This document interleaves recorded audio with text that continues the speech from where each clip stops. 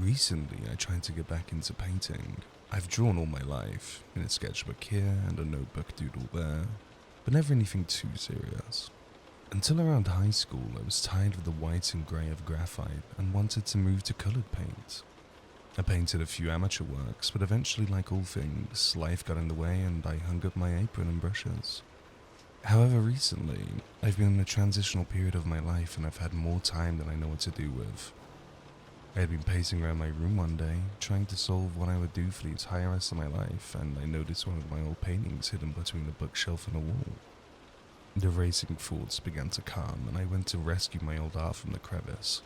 I picked up the painting and blew 3 years' worth of dust off the work. Beneath was a single small boat floating in the thick mist of an empty ocean. Seeing the painting again reminded me of how much joy I had gotten from this simple activity. It was like I was able to release everything that was inside me and put it into a work that I could hold in my hands. And then when I stopped, it felt like I trapped it all inside me again. I was supposed to go out to dinner that night, but instead I dug through the closet looking for my easel and brushes. I bought more paints and canvases and set them up on the easel in the center of my room. The blank canvas stared back at me in my chair as I contemplated what should fill it. I reached for my pencil and it began to move on its own. At first a circle appeared, then 2 eyes followed. I watched as a body began to emerge from the white void of the silhouette of a human. The figure's posture reminded me of Saturn devouring his sun by Francisco Goya, with only Saturn looking directly at the viewer. With the sketch done, I began to paint. When I pushed out the first glob of black paint, I felt a feeling of lightness. It was like a gust of cold air rushed into my nose, circled my stomach and out my mouth. My eyes widened as I loaded my brush and made my first strokes. That rush I felt intensified as I began slashing my brush in every direction, creating the background. It was a sky as black as the night with little stars. My brush moved to the center, ready to breathe life into the figure. The black paint lightened with blue began to create the star of the show. My brush cast the first stroke to create the figure when I froze. A buzzing started to fill my head as I stared into the unpainted silhouette. Sweat began to pool on my upper lip and the room turned cold. The buzzing spread from my head to my hands and I started to tremble. It felt like my head was going to explode from the pressure, like a shaken champagne bottle just ready to launch the cork. My eyes moved from my hands back to the painting and it just stared at me. The unfinished figure could see I was in pain and it just stared back at me like it didn't even care. Soon my vision began to slip until everything was as black as the painting. My eyes opened to see the carpet on my chair's legs. A crust had formed on my eyes that was wiped away by my tired hands. I didn't know if 5 minutes or 5 hours had passed or even if it was the same day.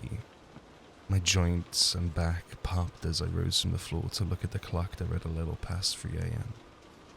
I started to gather my surroundings and remembered my painting, but I looked at my easel and it was gone. My head turned to see the painting was finished and hanging on the wall in front of my bed, with the silhouette now completely black with small white eyes. I didn't think it was all that strange at the time.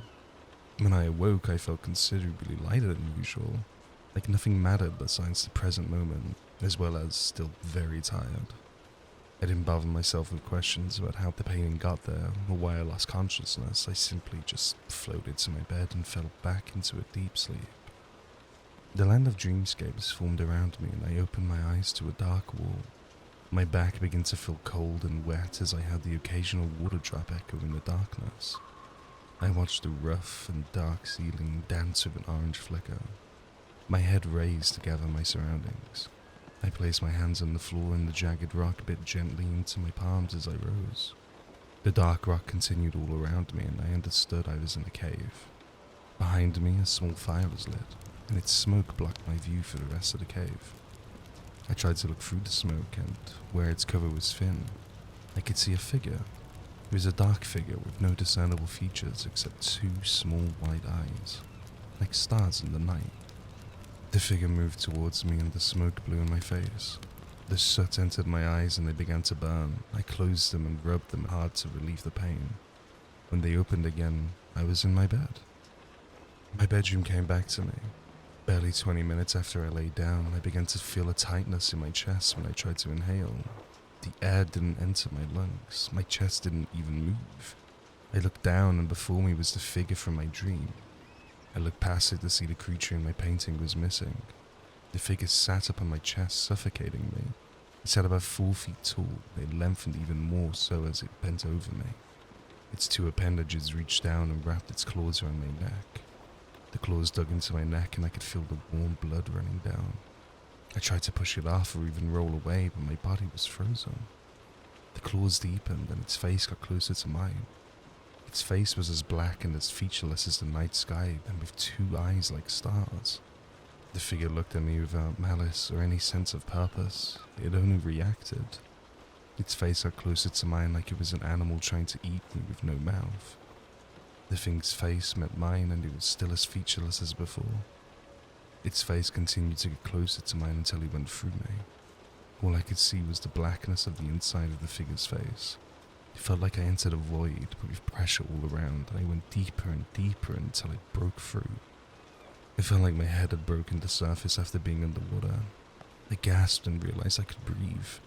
All around was still black, but it came with a sense of comfort like I was in my own little place to hide.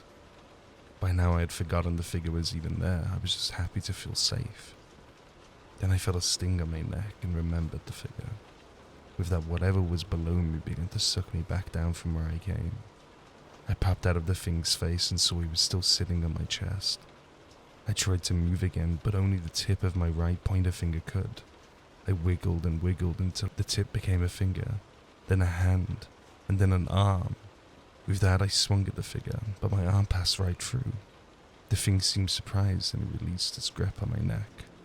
The pressure on my chest lightened and I could almost breathe again. Then the thing just stood up and floated toward my dark closet. It floated far enough in that I could only see its eyes and then nothing. Finally, I was able to get up and turn my lamp on. My throat felt dry and sore when I breathed in. I looked down and see the blood on my sheets. My neck started to burn and I looked up at my painting. The picture was still just that of a background and the figure in my painting was gone. I got a few bandages for my neck and then took my painting into my backyard.